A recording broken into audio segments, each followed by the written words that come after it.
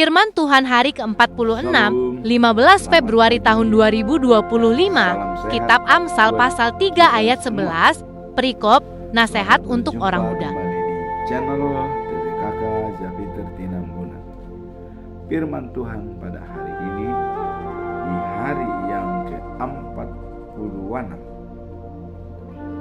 tanggal 15 Februari tahun 2025, diambil dari kitab Amsal atau Boda Raja Salomo pasal 3 ayat yang ke-11 dengan perikop adalah nasihat untuk orang muda. Itulah perikop pada hari ini.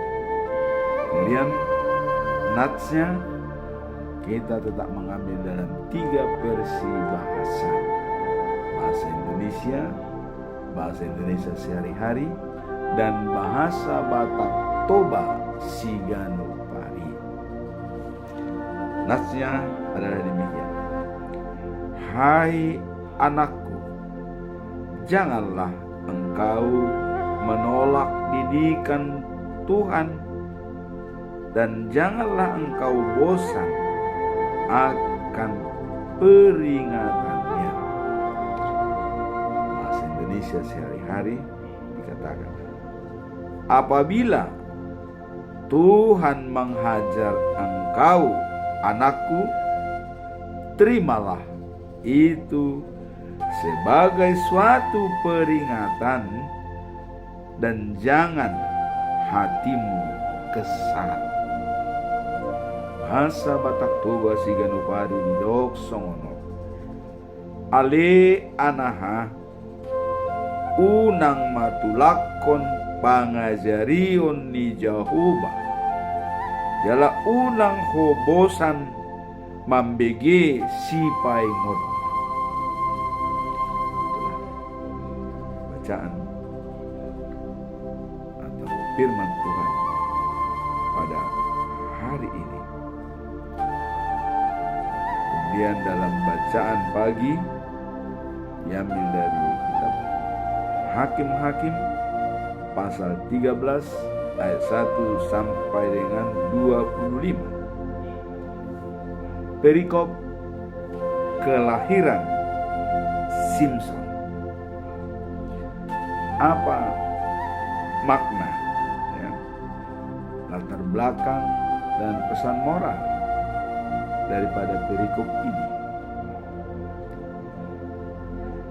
Makna bisa lihat dalam perikop ini atau Hakim-Hakim pasal 13 ayat 1 sampai dengan 25. Ayat ini menceritakan kisah mengenai kelahiran Simson, tokoh yang dikenal sebagai hakim yang dipilih Tuhan untuk menyelamatkan Israel dari penindasan orang Palestina. Dalam konteks ini kita dapat melihat bagaimana Tuhan senantiasa memberikan jalan keselamatan dan harapan kepada umatnya di tengah kesulitan. Jadi ini kelahiran Simson itu sudah diprediksi untuk menjadi hakim dan menyelamatkan orang Palestina. Apa latar belakang daripada perikop ini? Mari kita lihat. Bangsa Israel jatuh ke dalam dosa, dan akibatnya mereka mengalami penderitaan selama 40 tahun di tangan Palestina. Ini tertulis dalam Hakim-Hakim pasal 13 ayat yang pertama.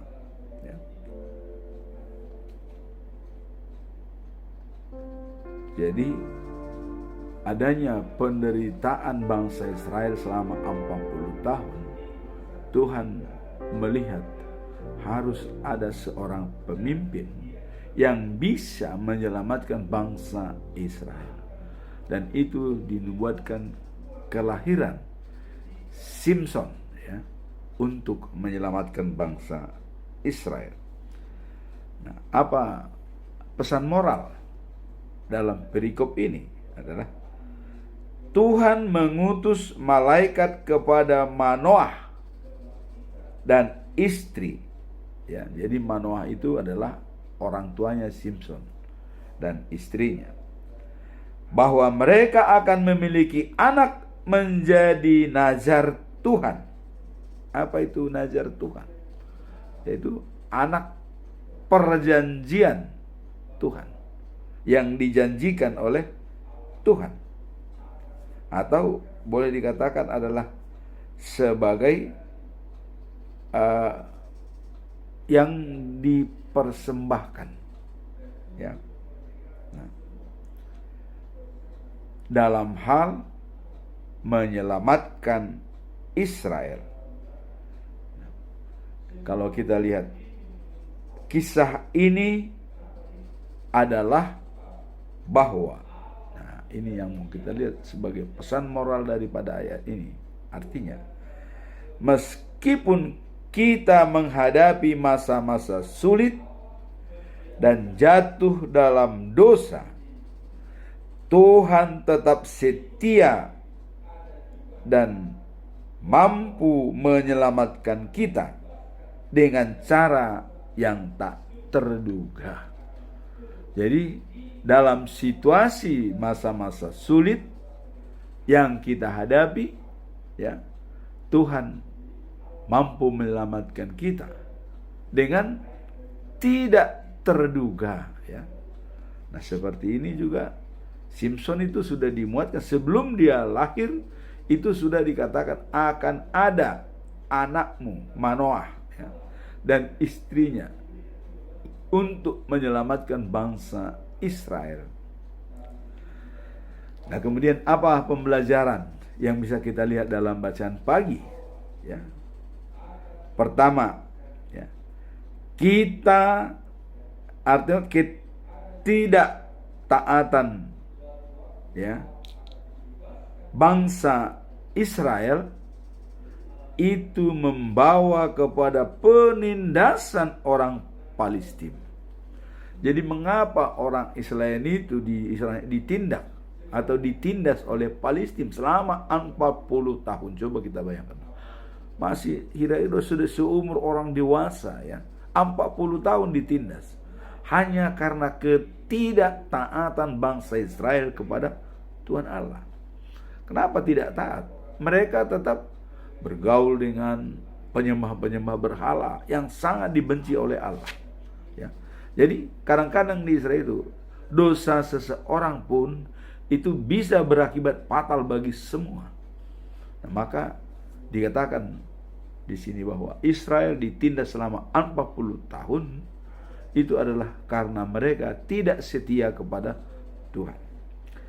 Nah, kemudian yang kedua ya, dalam dosa dan ketidaktaatan Israel, Tuhan tidak meninggalkan mereka, melainkan mengutus seorang ya malaikat untuk mengumumkan ya kelahiran Simson kepada Manoah dan istrinya.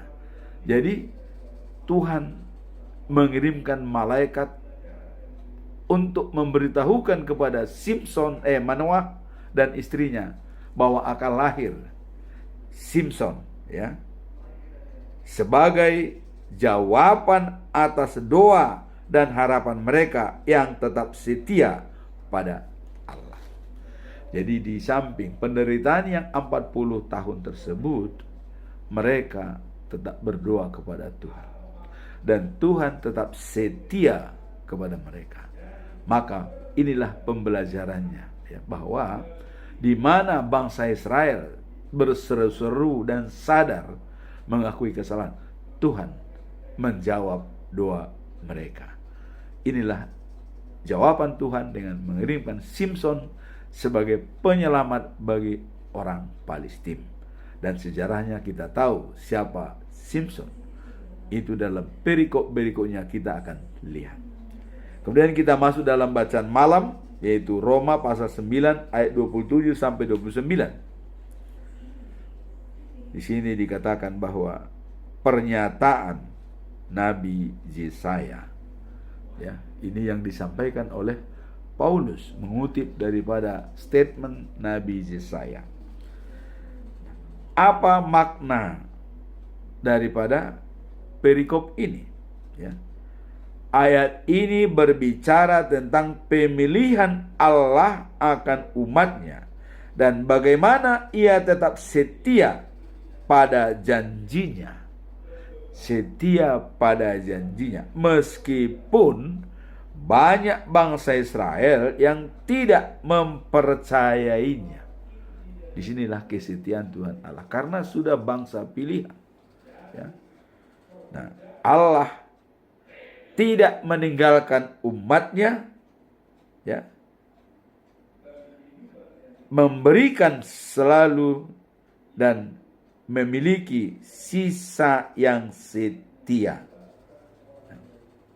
Jadi artinya Tuhan tetap menghormati sisa-sisa bangsa Israel yang tetap setia. Inilah makna perikop ini. Kemudian apa latar belakang pernyataan ini? Kita lihat adanya peringatan Nabi Yesaya yang dikutip oleh Paulus. Jadi peringatan Nabi Yesaya dikutip oleh Paulus, ya, itulah latar belakang. Maka dikatakan bahwa tetap setia, Allah tidak meninggalkan umatnya, ya, melainkan selalu memiliki sisa yang setia, bangsa Israel. Nah, jadi adanya peringatan Nabi Yesaya yang dikutip oleh Paulus demikian. Meskipun umat Israel banyak yang tidak percaya, Allah akan menyelamatkan sisa orang-orang pilihannya. Jadi masih ada sisa-sisa.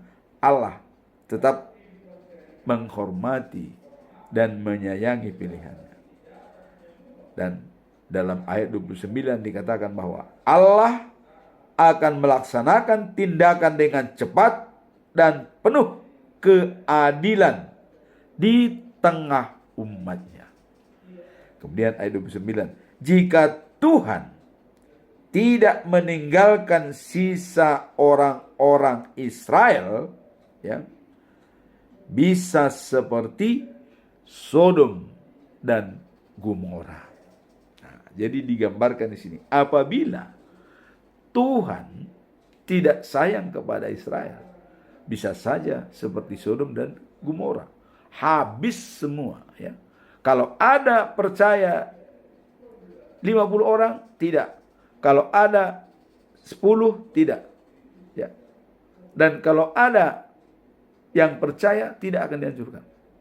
Maka karena Sodom dan Gomora sudah semuanya dianggap tidak lagi percaya kepada Tuhan. Itulah kejadian Sodom dan Gomora. Dan di sini diingatkan, jangan seperti itu. Tuhan masih sayang kepada Israel dan tidak membuatkan bangsa Israel seperti Sodom dan Gomora. Itulah cinta Allah. Nah, kemudian apa pesan moral yang bisa kita ambil dari perikop ini? Ya. Sifat kemurahan Allah dan kesetiaannya terhadap janji-janjinya meskipun dalam keadaan yang tampak putus asa. Jadi seolah-olah sudah dalam keadaan putus asa sebenarnya dengan perlakuan bangsa Israel. Tapi kemurahan Allah dan kesetiaannya terhadap janji-janjinya. Karena dia sudah mengatakan, bangsamu, keturunanmu Abraham melalui istrimu Sarah akan menjadi bangsa yang besar. Itu sudah dijanjikan oleh Allah. Jadi kalau sudah dijanjikan menjadi bangsa yang besar, pasti. Walaupun sudah beberapa yang sudah dimusnahkan, tapi ada sisa-sisa bangsa Israel, Allah tetap menyayangi mereka.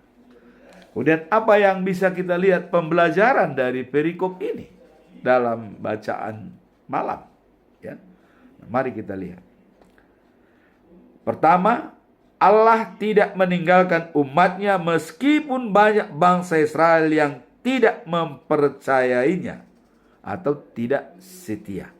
Jadi Allah tidak meninggalkan bangsa Israel, tetap setia dengan janjinya yang dulu kepada Abraham untuk menjadikan bangsa yang besar.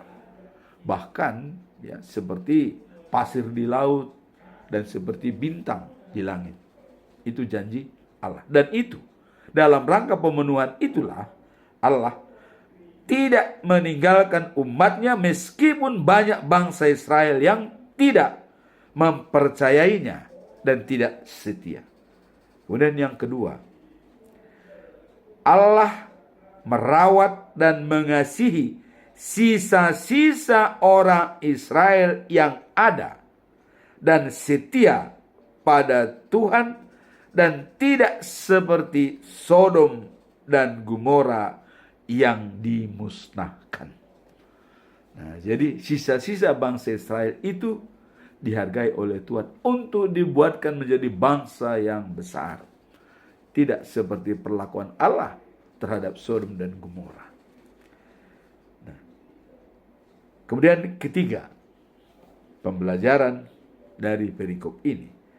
Di tengah penolakan dan ketidakpercayaan bangsa Israel kepada Allah, Allah selalu memiliki orang-orang yang setia kepadanya untuk meneruskan ya rencananya yang lebih besar.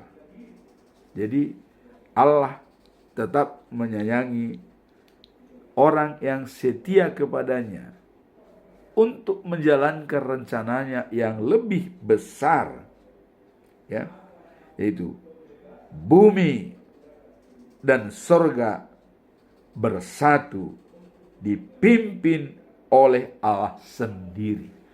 Itulah rencana besar daripada Tuhan Allah. Maka sisa-sisa bangsa itu tetap sehingga pada saat pembuangan Babel kita lihat bahwa Tuhan mengumpulkan kembali semua dengan pengaruh daripada Esra, Nehemia, dan Ester. Setelah kembali, mereka pesta pondok Daud di Yerusalem. Dan Allah mengatakan karena dari sanalah pemberitaan firman Tuhan ke seluruh dunia dari Israel. Jadi Israel adalah pusat, Yerusalem pusat daripada pemberitaan firman Tuhan di seluruh dunia. Tidak ada tempat lain, tidak. Semua pemberitaan firman Tuhan itu dimulai dari Israel. Maka Tuhan Allah mengembalikan Israel dari pembuangan Babylon selama 70 tahun, coba, seumur daripada orang yang sudah dijanjikan Tuhan. Umur manusia ya paling sekitar 70 tahun, sudah hebat. Nah, ini umur manusia pembuangan di Babel dikembalikan oleh Tuhan Allah. Dan karena sudah dikatakan bahwa Yerusalem adalah pusat penyebaran firman Tuhan ke seluruh dunia. Tidak ada tempat lain. Tidak ada. Hanya Yerusalem. Kalau ada sekarang ini yang mengatakan bahwa mereka dapat firman Tuhan, itu adalah palsu. Ini menurut Alkitab, ya. Jadi Yerusalemlah sumber daripada pemberitaan firman Tuhan ke seluruh dunia, bangsa-bangsa yang ada di dunia ini. Itu yang mau kita lihat di sini. Jadi di tengah penolakan dan ketidakpercayaan bangsa Israel kepada Allah, ya, Allah selalu memiliki orang-orang yang setia kepadanya untuk ya meneruskan rencananya yang lebih besar. Apa rencana Allah yang lebih besar? Life after life, the new of Jerusalem. Jadi Allah berencana bahwa kerajaan sorga dan kerajaan dunia ini bersatu menjadi satu, dan itulah Yerusalem yang baru, dan di sana pemimpinnya Allah sendiri. Ya. Dan di sana tidak ada lagi baik suci, tidak ada lagi gereja segala macam, tidak ada lagi. Semua Allah di sana yang menjadi baik suci daripada semua umat manusia di dunia ini. Jadi semua umat manusia di dunia, bangsa manapun, etnis manapun, dan dari manapun, dalam kedatangannya kedua kali mempersatukan semua di tempat yang sama. Bagaimana gambaran surga? Apakah kita tahu bagaimana gambaran surga? Bagaimana gambaran undangan Allah dalam perjamuan pesta tersebut? Mari kita baca dalam kitab Wahyu. Ya. Itu sudah dijelaskan dalam Bible, bahasa Indonesia sehari-hari. Luas daripada surga, Yerusalem yang baru, 2.400 kilometer lebar, tinggi, dan panjang. Dan kota tersebut dinding temboknya 60 meter.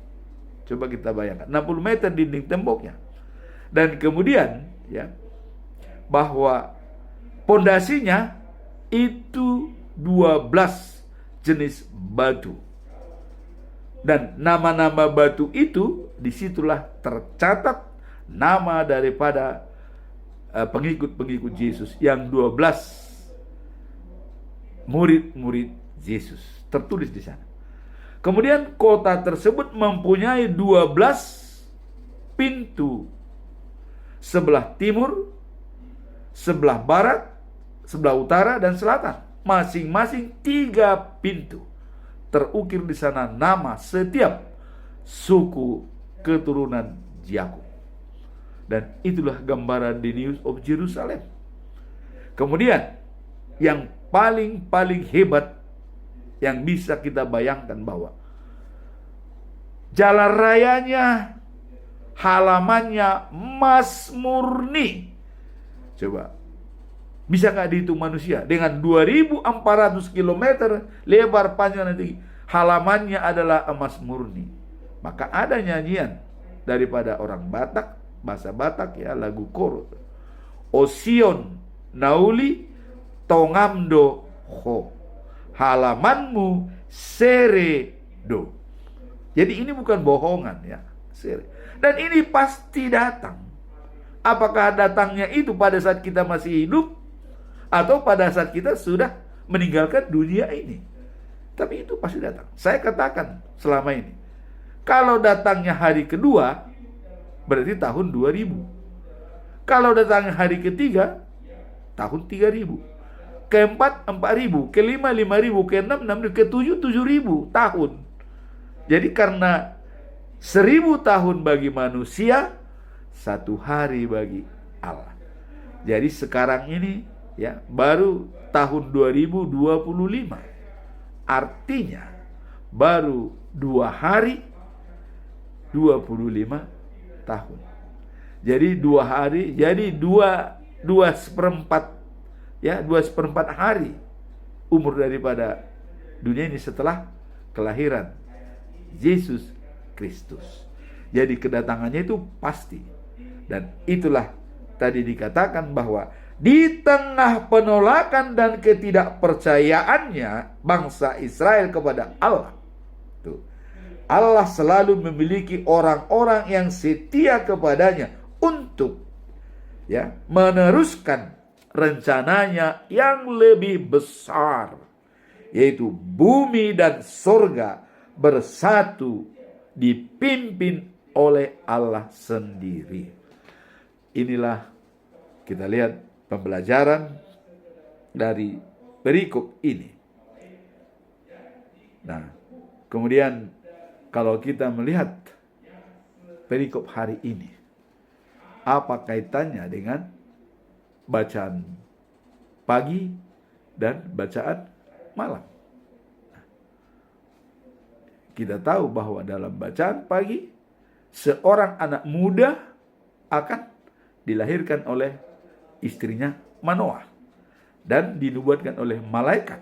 Diumumkan kepada bangsa Israel akan ada seorang yang lahir menyelamatkan bangsa Israel. Nah kemudian di dalam bacaan malam, Allah tidak meninggalkan umatnya. Kemudian Allah merawat dan mengasihi sisa-sisa orangnya untuk meneruskan rencana besar. Nah sekarang kita masuk dalam perikop hari ini, yaitu diambil dari kitab Amsal pasal 3 ayat 11. Nasihat untuk orang muda. Tapi sebelum kita masuk dalam perikop ini, kita tetap melihat topik daripada bulan Februari. Apa topik bulan Februari? Yaitu mengandalkan Tuhan sebagai sumber kekuatan dan pengharapan. Dijabarkan dalam Mazmur pasal 46 ayat 2. Allah perlindungan dan kekuatan kita. Ia selalu siap dan mampu menolong kita dalam kesusahan. Mampu dan siap. Apalagi. Jadi bulan Februari ini benar-benar penopang bagi kita untuk bekerja di dalam tugas kita masing-masing. Sebagai pendeta, sebagai jemaat, sebagai penatua, apapun. Kita dibekali dengan firman Tuhan pada bulan Februari. Nah, kemudian ada paradigma. Paradigma itu begini. Apapun terjadi, biarpun bumi berubah, gunung-gunung di laut bergoncang, kita tidak takut. Mengapa? Karena Tuhan Allah perlindungan dan keamanan kita. Dia sebagai perlindungan dan keamanan. Jadi kalau keamanan itu security ya. Jadi Tuhan itu sudah menjadi security daripada semua manusia yang ada di dunia ini. Apabila dia menganggap bahwa Tuhan adalah sumber kekuatan dan pengharapan. Nah sekarang kita masuk dalam perikop hari ini ya. Yaitu Amsal 3 ayat 11, nasihat orang muda. Apa makna daripada perikop ini? Mari kita lihat. Ayat ini menggambarkan tentang pentingnya menerima teguran dan didikan dari Tuhan dengan sikap yang positif. Jadi berpikirlah positif terhadap teguran dan nasihat dari Tuhan.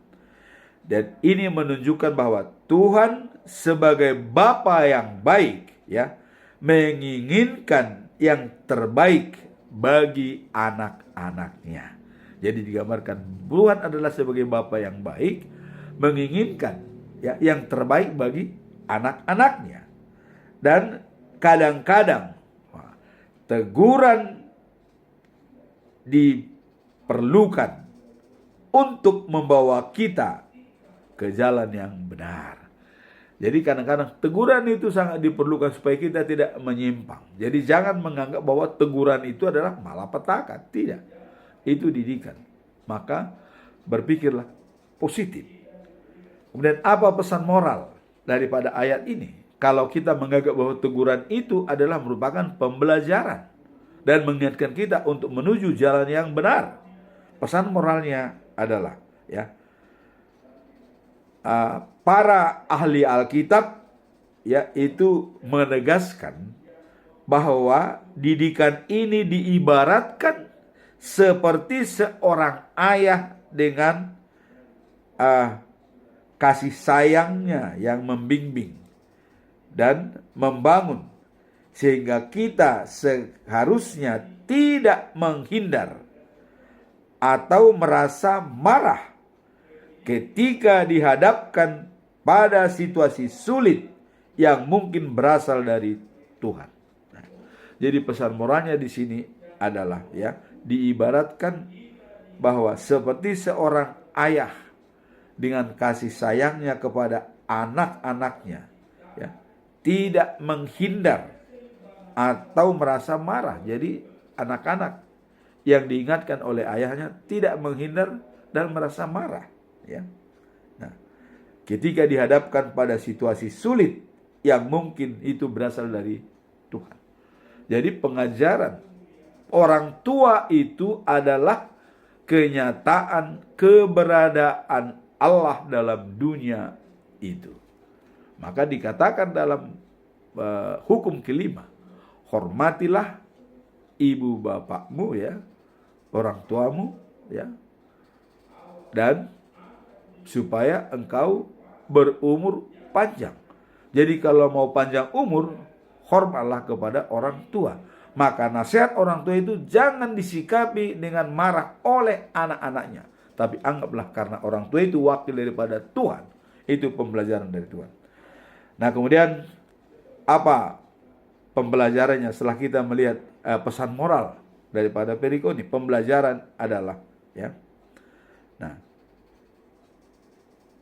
dinilai, ya, orang tua kepada anak-anaknya sebagai gambaran Tuhan Allah membimbing kita dan selalu ingin memberikan didikan yang terbaik bagi anak-anak. Jadi digambarkan bahwa Allah itu bisa disinonimkan sebagai orang tua yang memberikan pengajaran kepada anaknya. Jadi Allah dan kitalah semua anak-anaknya. Orang tua anaknya sendiri. Jadi dicontohkan, dan tidak mungkin orang tua mengajarkan yang tidak baik kepada anaknya. Pasti menginginkan yang terbaik. Itulah pembelajarannya. Pelajaran kedua, ya.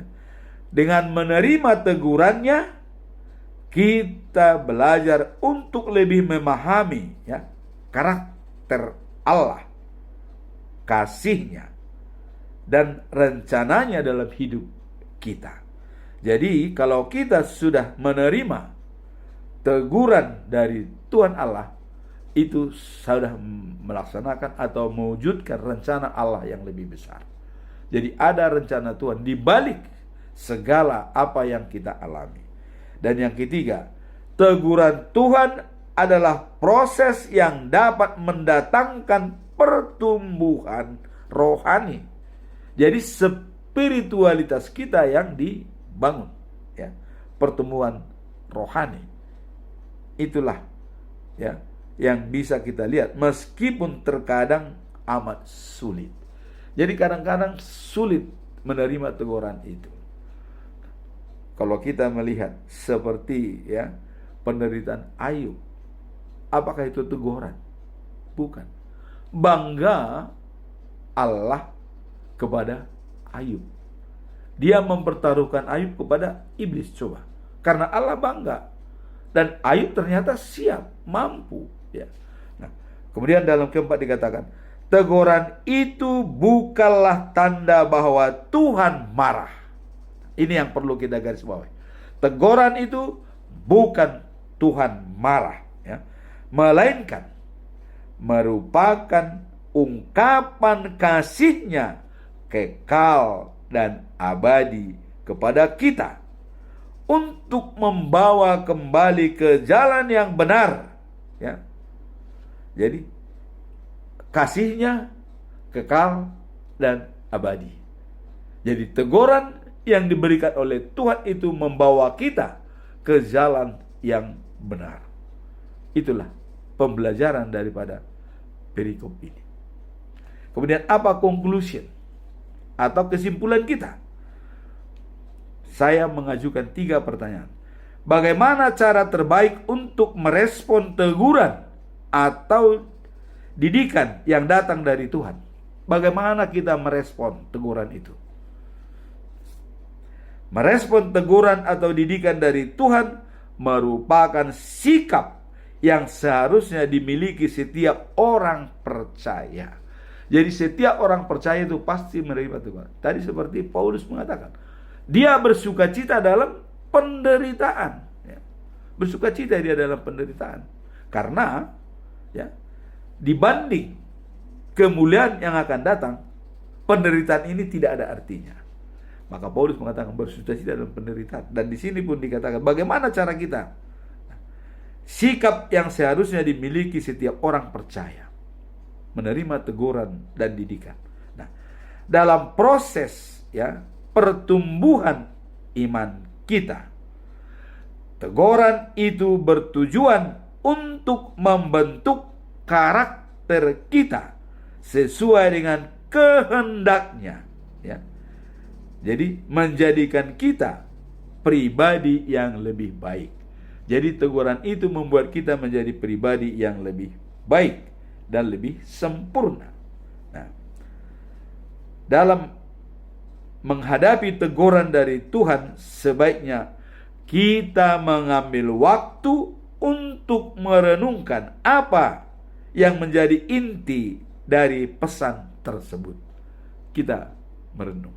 Kalau ada teguran dari Tuhan, kita merenung. Apa maksud Tuhan? Apa pesan moralnya? Kita merenung. Nah, dikatakan dalam Amsal pasal 3 ayat 11 sampai 12, "Hai anakku, jangan engkau menolak didikan Tuhan, dan juga jengkel jika ia menegur engkau." Jadi jangan sampai kita menolak didikan Tuhan, dan jangan jengkel jika ia menegur kita. Dalam Amsal pasal 3 ayat 11 sampai 12. Nah, karena Tuhan menegur orang yang dikasihinya seperti seorang ayah menegur anaknya. Jadi itu dicontohkan. Teguran itu sama seperti bapak menegur anaknya. Ada kalanya keras, ada kalanya dengan filosofi, ada kalanya dengan kuat, itu sama. Tuhan seperti itu menegur anak-anaknya. Nah, dalam Ibrani pasal 12 ayat 6 dikatakan bahwa karena Tuhan menghajar orang-orang yang dikasihinya, dan ia menyesah setiap orang yang diterimanya sebagai anak. Jadi mengesah anaknya. Jadi artinya ada semacam pengakuan kalau sudah diterima sebagai anak. Ada teguran. Jadi siap. Jadi siapapun manusia siap menerima teguran kalau sudah diterima sebagai anak. Nah, sama dengan bapak punya anak beberapa, dan anak-anaknya siap menerima teguran. Seperti itulah Bapa di surga terhadap kita yang diaku sebagai umatnya dan anaknya sendiri. Siap menerima teguran. Teguran atau didikan dari Tuhan merupakan tanda kasih dan mengacu pada kasihnya kekal dan abadi. Nah, ketika menghadapi campur tangan Tuhan dalam hidup kita, seharusnya kita sadar bahwa hal tersebut adalah bagian dan proses pemurnian yang bertujuan untuk menjadikan kita orang yang lebih baik dan lebih dekat kepadanya. Jadi pemurnian seperti untuk menjadikan gelang, cincin, emas itu disepuh, ditempa, dibentuk untuk menjadi cincin, untuk menjadi gelang. Jadi ada pemurnian, proses untuk memperbaiki manusia. Nah, itulah cara terbaik untuk merespon teguran dari Tuhan. Kita anggap itu adalah untuk perbaikan dan pemurnian dalam diri kita untuk menjadi manusia sejati, untuk menerima hidup kekal dan abadi. Pertanyaan kedua, apa yang dapat dipelajari dari pengorbanan seseorang yang penuh, yang merasa jengkel terhadap teguran Tuhan? Apa yang dapat dipelajari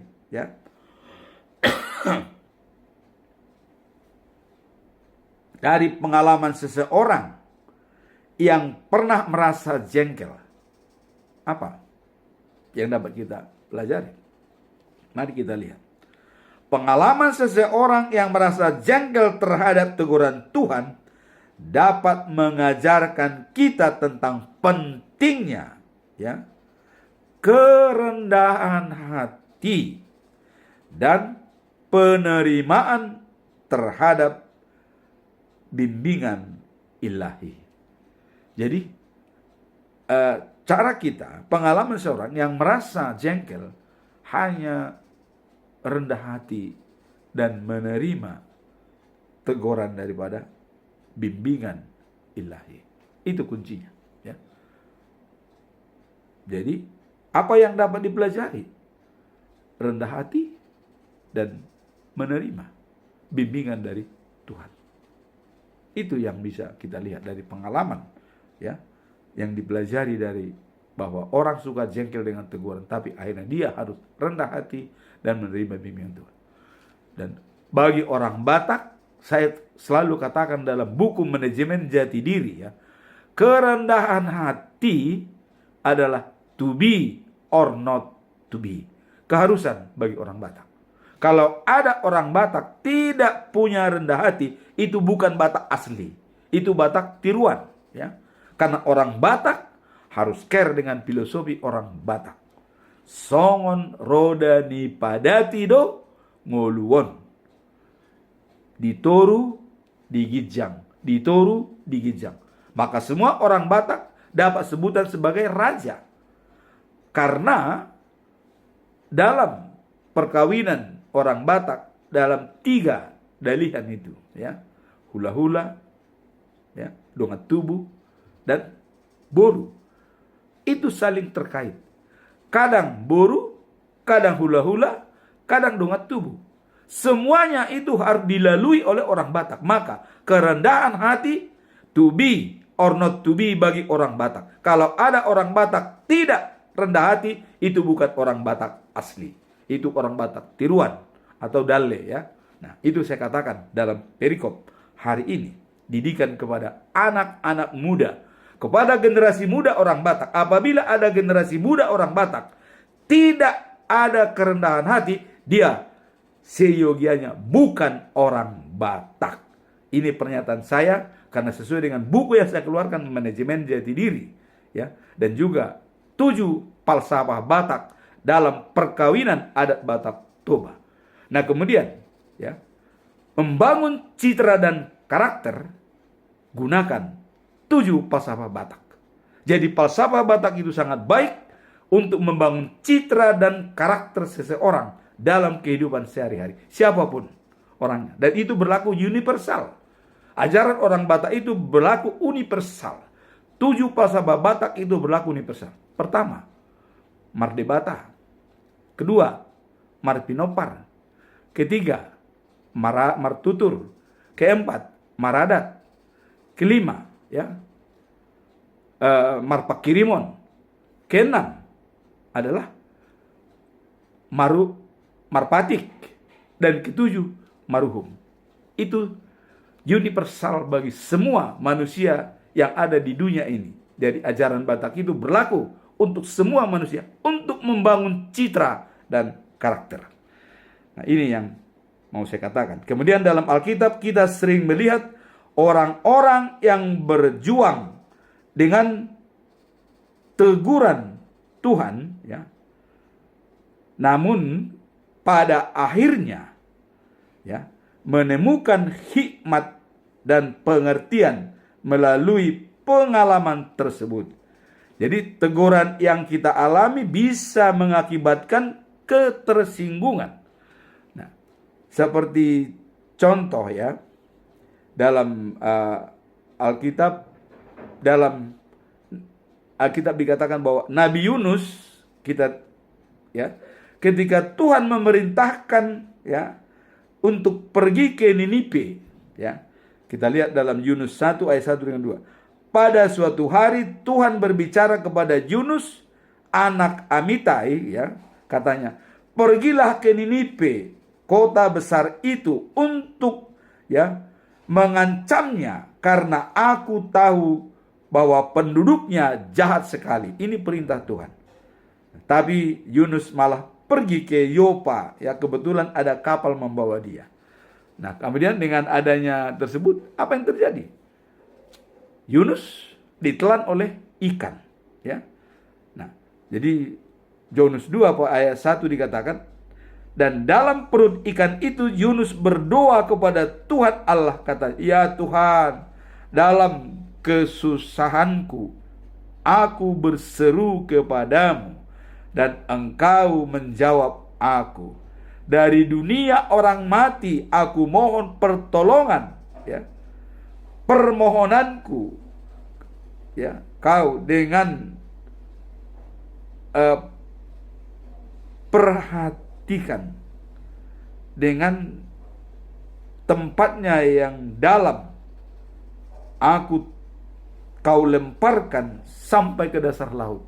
Nah, jadi ya, adanya ketidakjujuran daripada Yunus, harusnya diperintahkan ke Niniwe, dia pergi ke tempat yang lain. Nah, di sini Tuhan menegur dia sampai masuk ke perut ikan. Nah, kemudian pernyataan terakhir, ya, bahwa segala janjiku akan kulakukan, engkaulah Tuhan yang menyelamatkan aku. Nah, ini kata-kata Yunus terakhir, ya. Kemudian atas perintah Tuhan, ya, ikan itu memuntahkan dia ke darat. Jadi dengan adanya sudah penyesalan dan pengakuan, maka Tuhan mengeluarkan. Coba 3 hari dia di perut ikan karena, ya, tidak mengindahkan perintah Tuhan. Nah, kemudian ketika kita menghadapi teguran dengan sikap terbuka, kita bisa, ya, menemukan, ya, anugerah dan pertumbuhan spiritual yang berguna atau signifikan. Jadi dengan keterbukaan kita menerima teguran Tuhan, kita akan mendapatkan anugerah dan pertumbuhan spiritual iman kita. Ibrani 12 ayat 5 sampai dengan 6 dikatakan, ya. Dan janganlah kamu menganggap enteng teguran Tuhan, dan janganlah putus asa apabila kamu, ya, dicelanya, karena Tuhan menghajar orang yang dikasihinya, dan ia menegur setiap orang yang diterimanya sebagai anak. Jadi karena sudah diterima sebagai anak, ya tentu sebagai ayah wajarlah menegur anaknya. Jangan sampai melenceng. Demikian juga ayah melihat anaknya. Anak-anaknya tidak mau ingin keluar daripada ajarannya. Demikian juga Tuhan tidak mau keluar dari ajaran Tuhan. Anak-anaknya, kalau kita sudah diakui anak. Pada saat mana kita diakui anak? Pada saat ayat-ayat Alkitab dimateraikan dalam diri kita. Pada waktu kita sidi, pada waktu kita melangsungkan perkawinan, pada saat kita ditahbiskan kalau pendeta atau penatua. Ada 3 ayat yang harus dimateraikan kepada kita. Pada saat kita sidi, pada saat kita melangsungkan perkawinan, pada saat kita ditahbiskan sebagai hamba Tuhan. Itu yang dimateraikan. Nah, jadi kalau itu sudah dimateraikan, berarti kita sudah anak-anak Allah. Kalau sudah anak Allah, wajarlah kita ditegur apapun. Walaupun dari tingkat tinggi, eporus, preses, diakonia, dewan-dewan, itu wajar ditegur Tuhan kalau sudah dianggap sebagai anaknya. Maka teguran itu bukan hanya langsung, tapi bisa dari mass media, dari jemaat juga bisa menegur. Misalnya memiralkan, oh begini katanya. Ya, seperti ada viral, ya, ada hari ini, karena ada sesuatu yang tidak dijalankan hanya karena prosedur. Nah, itu perlu diperbaiki. Itu juga teguran Tuhan kepada kita. Dan itu harus kita terima dengan terbuka. Saya membaca ada viral di YouTube bahwa dikatakan Eporus katanya lebih menginginkan pergi ke Kanada daripada meresmikan gereja. Padahal prosedur harus jalan. Nah, itu namanya organisasi. Jadi kepada yang membuat viral masalah tersebut, janganlah, ya, seolah-olah membuat itu jadi besar. Namun, ya, itu tetap walaupun seperti itu kita anggap itu teguran dari Tuhan. Dan untuk memperbaiki harus terbuka. Pimpinan HKBP harus terbuka menerima itu. Jangan merasa disakiti, jangan. Terima dengan baik. Karena HKBP adalah milik Tuhan, ya. Nah, kemudian perasaan jengkel atas teguran, Tuhan pada kita, ya. Tuhan menggugah kita untuk lebih memahami bahwa setiap teguran bertujuan untuk kebaikan kita, bahwa ya, bahkan jika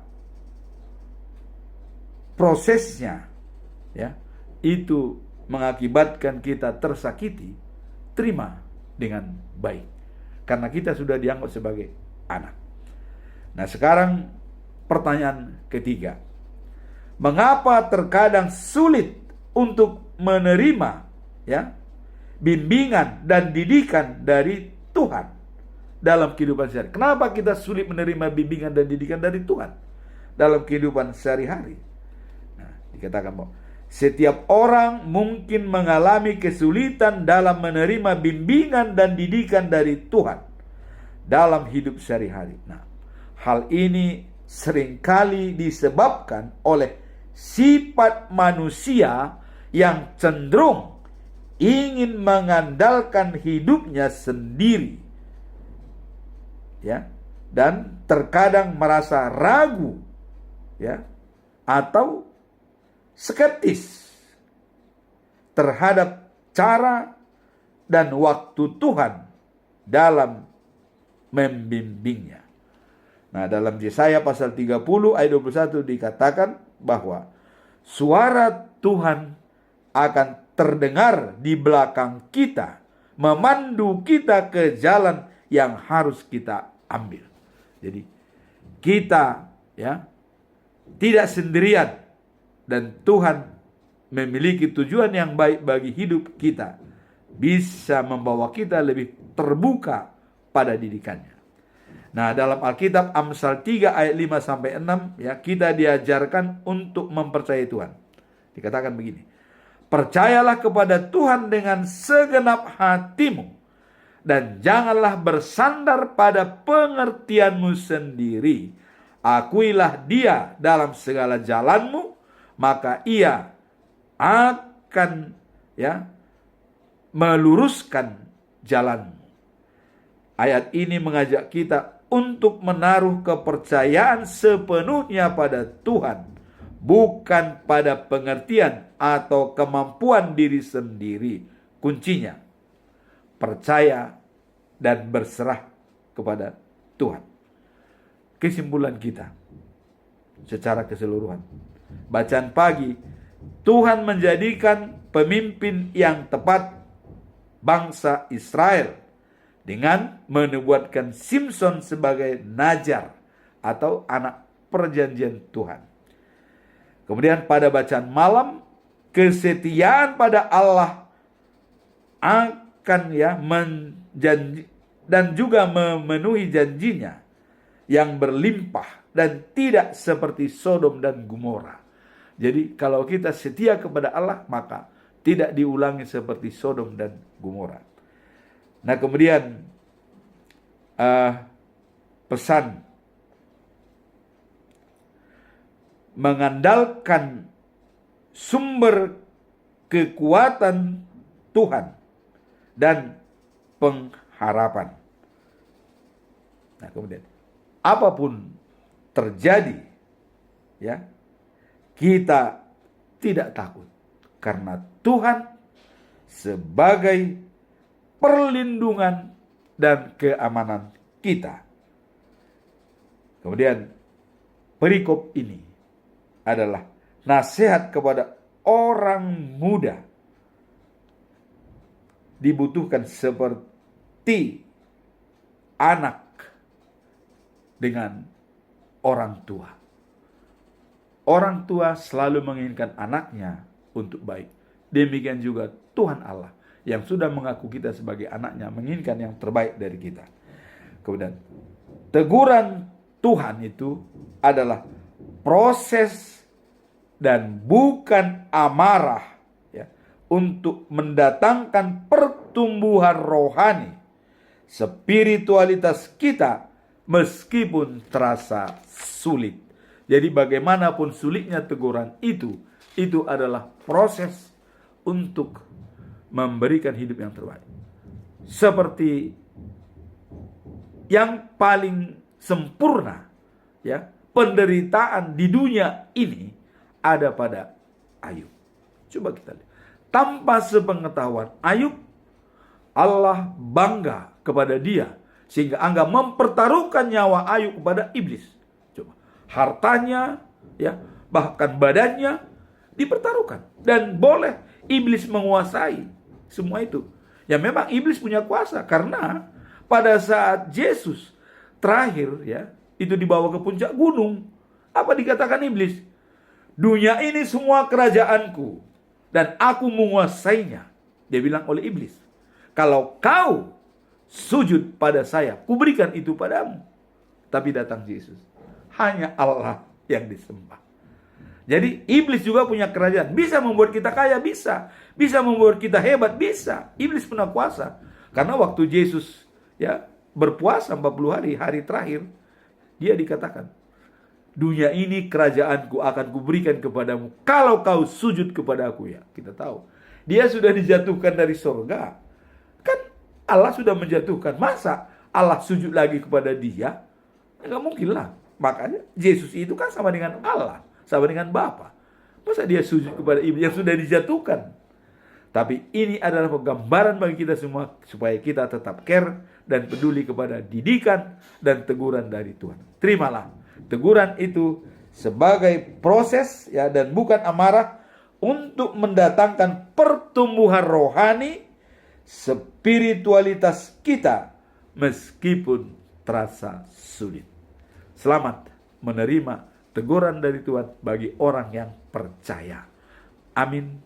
Tuhan memberkati.